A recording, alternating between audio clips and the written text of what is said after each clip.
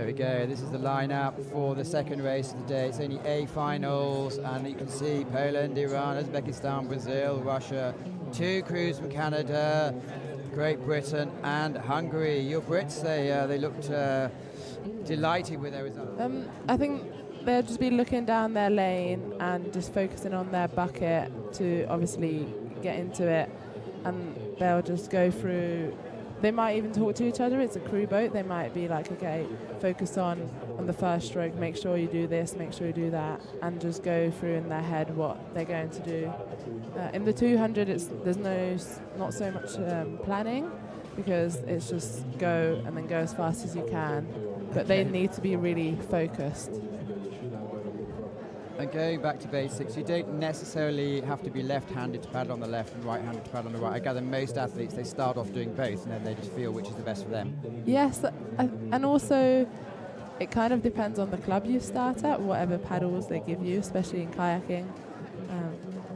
But in canoe, I think it's what you're more dominant on. And we saw the Iranians both paddling on the same side. Yes, that's also possible. I think it's harder to steer, but if you're fast, it's going to make...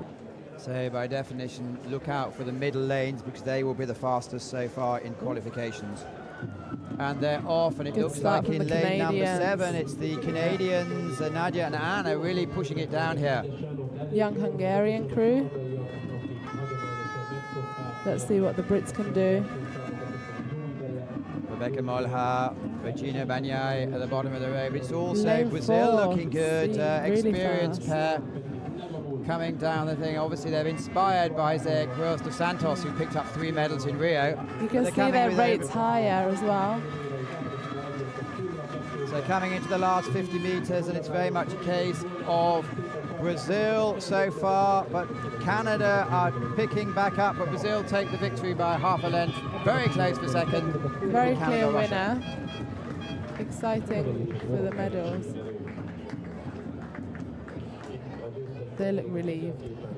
So Brazil taking the victory. Canada certainly won the last 50 meters.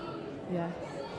It's nice to see when the partners give each other high fives or talk to each other at the end and smiles. We just see the depth of field this week, and the depth of field more and more. We're in the canoe single for 200 meters. I think there were 48 competitors entering, which had never happened a couple of years ago. Clearly it's because with the C1 200 and C2 500 going to the Olympic schedule for Tokyo, there's a lot more money, a lot more interest, and a lot more competition starting to develop. Yeah, it's good to see that there are people coming up and they're taking women's canoe really seriously. So that's very good.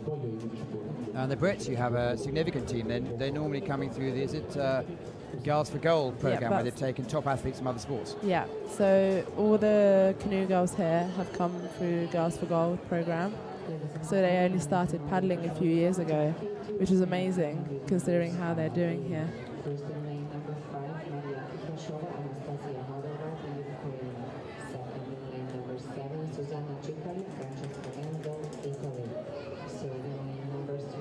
So as you see, Brazil take the gold in 44.061, Canada take the silver, and Russia take the bronze medal today. Very tight between second and third.